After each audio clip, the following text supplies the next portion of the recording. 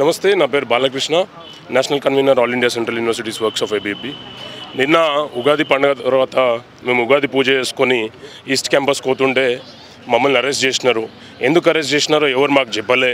Police స్టేషన్కి తీసుకుపోయినారు. మా national secretary ఉండే మాతోటి నేషనల్ సెక్రటరీని అరెస్ట్ చేసినారు. పోలీస్ స్టేషన్ తీసుకుపోయారు. మా ఫోన్లు తీసేసుకొని లగ్భగ్ మమ్మల్ని ఒక 10 గంటలు పోలీస్ స్టేషన్ ఉంచారు. దీంట్లో రెండు ముచ్చట్లు మనం అర్థం చేసుకోవాలి. 400 ఎకరాలకు మేము పోలే. మేము యూనివర్సిటీ రోడ్ మీద ఉండే పోలీసు వాళ్ళ దగ్గర మేము 400 ఎకరాలకి పోయినట్టు ఏమైనా ఉంటే చూపిమనండి. 400 ఎకరాలలో ఉంటే 400 ఎకరాలు ఏడున్నాయి? ఈ 400 ఎకరాలకు హద్దులు ఉన్నాయా? మేము హాస్టల్ ఉంటే ఇది కూడా ఇల్లీగల్ ల్యాండ్ అని అంటారు. మరి ఇందులో యూనివర్సిటీకి పట్ట లేకపోతే ఎక్కడుంది యూనివర్సిటీకి పట్ట? ఈ అంశాల మీద మనకు క్లారిటీ రావాల్సింది ఎంతో అవసరం ఉంది. అండ్ రెండో ముచ్చట, రేవంత్ రెడ్డి మొన్న మాట్లాడుతూ ఇక్కడ జింకలు లేవు, పులులు లేవు, గుంటనక్కలు ఉన్నాయి. ఇది అనేది చాలా బాధాకరం. రేవంత్ రెడ్డి, నువ్వు క్యాంపస్కి రా. జింకలు ఉన్నాయా, పులులు ఉన్నాయా, నక్కలు ఉన్నాయా మేము చూపిస్తాం. అఖిల భారతీయ విద్యార్థి పరిషత్ని నేను తాటాకు సపోర్ట్లకి అఖిల భారతీయ విద్యార్థి పరిషత్ భయపడదు.